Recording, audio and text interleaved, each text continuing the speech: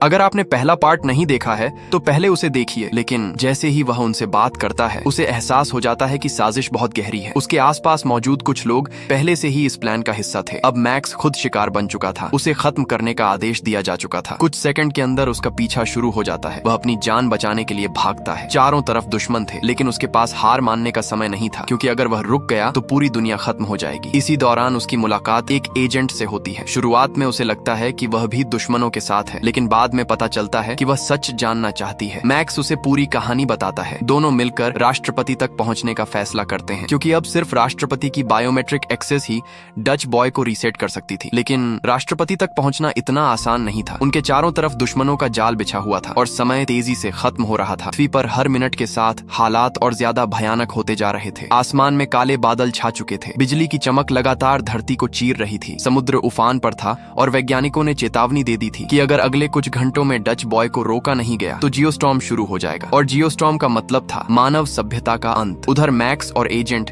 किसी तरह राष्ट्रपति तक पहुंचने में कामयाब हो जाते हैं। जब वे राष्ट्रपति को पूरी सच्चाई बताते हैं तो वह भी हैरान रह जाते हैं। उन्हें समझ आ जाता है कि उन्हें मोहरा बनाकर पूरी दुनिया के साथ खेल खेला जा रहा था। लेकिन उसी समय साजिश रचने वाले लोग भी सक्रिय हो जाते हैं। राष्ट्रपति के काफिले पर हमला कर दिया जाता है। अचानक गोलियों की आवाज गूंज उठती है। चारों तरफ भगदड़ मच जाती है। लोग अपनी जान बचाने के लिए भागने लगते हैं, लेकिन एजेंट और मैक्स किसी तरह राष्ट्रपति को सुरक्षित बाहर निकाल लेते हैं। अब उनके पास सिर्फ एक ही रास्ता बचा था, डच बॉय को रीसेट करना। उधर अंतरिक्ष में जेक लगातार सिस्टम को बचाने की कोशिश कर रहा था, लेकिन जैसे जैसे वह सिस्टम के अंदर आगे बढ़ रहा था उसे एहसास हो रहा था कि अब वापसी का रास्ता लगभग खत्म हो चुका है। तभी उसे पता चलता है कि स्टेशन के अंदर मौजूद एक सदस्य ही असली गद्दार है। वही इंसान जिसने पैसों और ताकत के लालच में वायरस को सिस्टम में डाला था, और अब वह जेक को मारकर सारे सबूत खत्म करना चाहता था। अचानक वह जेक पर बंदूक तान देता है। कुछ सेकंड के लिए पूरा माहौल शांत हो जाता है। दोनों की आंखें एक दूसरे पर टिकी थीं। फिर एक जोरदार लड़ाई शुरू हो जाती है। स्पेस स्टेशन के अंदर दोनों एक दूसरे पर टूट पड़ते हैं। हर तरफ अफरा तफरी मच जाती है और तभी गद्दार का हाथ गलती से इमरजेंसी कंट्रोल पर पड़ जाता है। एयरलॉक का दरवाजा खुल जाता है। अगले ही पल वह इंसान चीखता हुआ अंतरिक्ष की तरफ खींच जाता है। कुछ सेकंड में उसका शरीर अंधेरे अंतरिक्ष में गायब हो जाता है। जेक गहरी सांस लेता है, लेकिन उसके चेहरे पर राहत नहीं थी, क्योंकि उसे पता था पृथ्वी अब भी खतरे में है। उधर राष्ट्रपति को सुरक्षित जगह पहुंचा दिया जाता है। वह अपने बायोमेट्रिक एक्सेस का इस्तेमाल करते हैं। डच बॉय का रीसेट प्रोसेस शुरू हो जाता है, लेकिन असली झटका अब सामने आता है। जेक को पता चलता है कि सिस्टम अब सेल्फ डिस्ट्रक्ट मोड में जा चुका है, यानी कुछ ही मिनटों में पूरा स्टेशन विस्फोट होने वाला था। अगर वह वहीं रुका तो निश्चित मौत, अगर भागा तो शायद पृथ्वी बच जाए। उसके सामने जिंदगी का सबसे कठिन फैसला था। इसी बीच पृथ्वी पर जियोस्टॉर्म शुरू हो चुका था। दुबई में विशाल इमारतें गिर रही थीं। मुंबई में समुद्र उफान मार रहा था। मॉस्को में बर्फीले तूफान कहर बरपा रहे थे। टोक्यो में बिजली की बारिश हो रही थी। दुनिया के हर कोने में लोग मौत से भाग रहे थे, लेकिन मौत उनसे ज्यादा तेज थी। अब जो होने वाला था उसके लिए कोई तैयार नहीं था। जेक और उसकी टीम अंतिम कैप्सूल की तरफ भागते हैं। काउंटडाउन तेजी से चल रहा था। 60 सेकंड, 50 सेकंड, 40 सेकंड, हर सेकंड मौत करीब आ रही थी। आखिरकार वे कैप्सूल तक पहुंच जाते हैं, लेकिन लॉन्च होने से ठीक पहले पूरा स्टेशन जोर जोर से हिलने लगता है। काउंटडाउन खत्म हो जाता है और उसी पल एक विशाल विस्फोट पूरे स्टेशन को निगल जाता है। डच बॉय अंतरिक्ष में आग के गोले में बदल जाता है, लेकिन सौभाग्य से जेक और उसकी टीम समय रहते कैप्सूल में निकल चुके होते हैं। कुछ देर बाद वे सुरक्षित धरती पर लैंड कर जाते हैं, और जैसे ही डच बॉय नष्ट होता है पृथ्वी पर चल रही सारी कृत्रिम आपदाएं अचानक बंद हो जाती हैं। तूफान रुक जाते हैं, बिजली शांत हो जाती है, समुद्र धीरे धीरे सामान्य होने लगा है। दुनिया बच चुकी थी। लाखों लोग राहत की सांस लेते हैं। कई परिवार जिन्होंने अपने प्रियजनों को खो दिया था उनकी आंखों में आंसू थे, लेकिन कम से कम मानव सभ्यता जिंदा थी। 6 महीने बाद दुनिया फिर से खुद को संभालने की कोशिश कर रही थी। जेक को उसका सम्मान वापस मिल चुका था। अब डच बॉय किसी एक देश के नियंत्रण में नहीं था, बल्कि पूरी दुनिया की एक अंतर्राष्ट्रीय कमेटी उसे संभाल रही थी। मैक्स और जेक के रिश्ते भी पहले से मजबूत हो चुके थे। दोनों भाइयों ने मिलकर दुनिया को बचा लिया था, और यही इस कहानी का सबसे बड़ा संदेश है। तकनीक इंसान की सबसे बड़ी ताकत हो सकती है, लेकिन जब उस पर लालच और सत्ता हावी हो जाए। जेक ने हमें सिखाया कि सच्चाई, ईमानदारी और हिम्मत के सामने